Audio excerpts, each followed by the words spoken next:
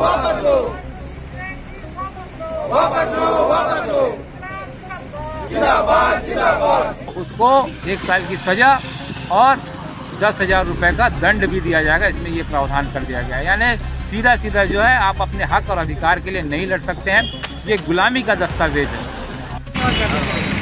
आज के कार्यक्रम संगवारी हो देश भर में होते खबर 12 घंटे ड्यूटी लेके होते।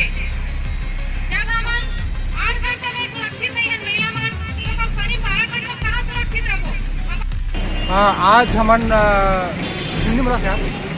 आज हम लोग छावनी चौक भिलाई में हैं और यहाँ पर हम लोग आम हड़ताल का समर्थन में हम लोग कर रहे हैं। और इसमें जो हम बोल रहे हैं कि 4 श्रम कोड बिल ये वापस ले और ट्रेड डील जो कर रही है सरकार वो वापस ले।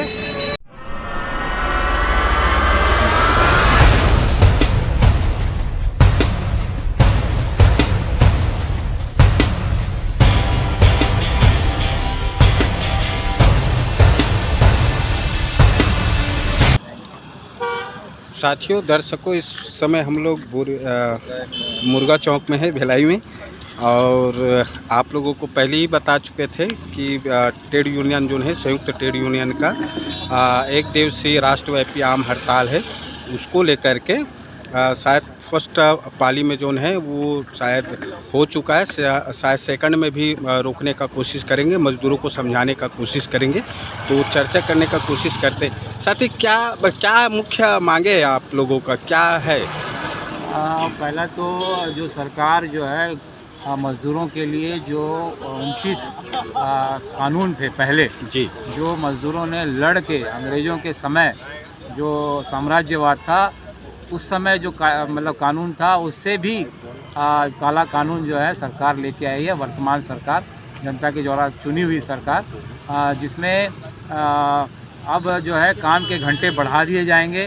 दूसरा, अब कोई भी परमानेंट नौकरी नहीं होगी, सब फिक्स टर्म कॉन्ट्रैक्ट बेस पे नौकरियां होंगी, जिससे आने वाले समय में जो हमको सुविधाएं मिलती थी जैसे क्वार्टर की सुविधा, मेडिकल की सुविधा और अन्य LTC LLTC जो भी हमको मिलता था वो सारी चीज़ें बंद होने जा रही हैं। अब सिर्फ फिक्स टर्म कॉन्ट्रैक्ट बेस पे होगा, मैंने सब ठेकाकरण में की ओर बढ़ेगा। और ये जो है नीति 1 अप्रैल 2026 से लागू होने जा रही है। 21 नवंबर 2025 को इसका नोटिफिकेशन भी आ चुका है। और इसमें और भी जो है 300 से यदि कम मज़दूर होते हैं तो वहाँ पर उस फैक्ट्री में स्टैंडिंग ऑर्डर नहीं लगेगा। यानी उसमें भी जो है सरकार जो है मतलब वो अब श्रमिक की कैटेगरी में नहीं आएगा। तीसरी बात है कि जितने भी 18,000 से ज़्यादा कमाने वाले सुपरवाइज़र कैटेगरी है वो अब ट्रेड यूनियन का हिस्सा नहीं बन सकते हैं। यानी मतलब वो अब जो है मालिकों के पक्ष में काम करेंगे। इससे क्या होगा कि जो ट्रेड यूनियन जो है वो कमज़ोर होगी। इसके अलावा जो भी ट्रेड यूनियन अपने हकों के अधिकार के लिए लड़ेगी और 1 दिन का अब्सेंट करेगी, अनुपस्थित रहेगी, तो उसका 8 दिन का वेतन काट लिया जाएगा। इसके अलावा यदि CLC को लगता है, आयुक्त को लगता है कि ये ट्रेड यूनियन जो है प्रबंधन के साथ कदम मिलाकर नहीं चल रही है, तो इसको ट्रेड यूनियन की मान्यता को भी रद्द करने का अधिकार इस कानून ने दे दिया है। यानी कहने का मतलब ये है कि आने वाले समय में अब जो हमको संवैधानिक अधिकार मिला हुआ है उसकी लड़ाई भी अब हम लोग जो है मज़दूरों की लड़ाई नहीं लड़ सकते। इसके अलावा ये भी प्रावधान कर दिया गया है कि कोई मज़दूर यदि आंदोलन करता है तो उसको 1 साल की सज़ा और 10,000 रुपये का दंड भी दिया जाएगा। इसमें ये प्रावधान कर दिया गया है। यानी सीधा सीधा जो है आप अपने हक और अधिकार के लिए नहीं लड़ सकते हैं। ये गुलामी का दस्तावेज है और बहुत सारे लोगों को कंगालीकरण कर चंद पूंजीपतियों को फ़ायदा कराने के लिए सरकार कानून लेकर आई है, जिसको जो जितनी भी जो ट्रेड यूनियन है इसका विरोध करती है। इसलिए आज हम लोग जो है 12 फरवरी की हड़ताल को पूरे देश भर में आयोजित किया है और लगभग 25 से 30 करोड़ लोग इसमें शामिल होने की संभावना। दूसरा बात यह है कि जैसे कि बता रहा था कि शायद इस 1 दिवसीय राष्ट्रव्यापी आम हड़ताल में BMS नहीं है, और उनका ये आरोप है कि कहीं ना कहीं ये जो केंद्रीय ट्रेड यूनियन जो है मजदूरों को जो है बरगला रहा है और देश के अंदर में अराजकता का माहौल बना रहा है, जबकि इसको लेकर के जो है तमाम जो केंद्रीय ट्रेड यूनियन है उससे अभिमत मांगा गया था, मगर उसके बाद में भी इन लोग जो है राजनीतिक करने के लिए इस प्रकार का आंदोलन का जो है राष्ट्रव्यापी आम हड़ताल का घोषणा किया। ये कहाँ तक का सही है, कहाँ तक का जायज़ है? देखिए, ये सब जो है सरकार, जो वर्तमान सरकार है, केंद्रीय सरकार, ये झूठ और प्रोपोगेंडा पे टिकी हुई है। ये झूठ फैलाने का काम कर रही है। जब आपको याद होगा कि कुछ साल पहले जब किसान आंदोलन कर रहे थे और तब जो है किसानों के लिए काला कानून आया था, तो किसानों ने लगभग जो है 13 महीने तक आंदोलन किया और 700 किसानों की जानें गई। तब सरकार का होश नहीं उड़ा और सरकार उस समय भी बोल रही थी कि ये खालिस्तानी है, आतंकवादी हैं, ये जो है देश को बर्बाद कर देंगे और इस तरह का प्रोपोगेंडा चलाया था। लेकिन जब किसान का आंदोलन लगातार गर्मी, बरसात, धूप में चलता रहा तो सरकार को अपना जो कानून है उसको वापस लेना पड़ा। ये साक्षात प्रमाण है हमारे सामने। तो सरकार हमेशा झूठ बोलकर, प्रपंच करके ये चंद पूंजीपतियों को फ़ायदा पहुंचाने का काम करती है और इसी के तहत में ये प्रोपेगेंडा फैलाया जा रहा है। ये सरासर झूठ है। आप यदि इसमें पढ़ेंगे तो साफ साफ जो है ये पूरा गुलामी का दस्तावेज। इतना तो अंग्रेज भी नहीं किए थे।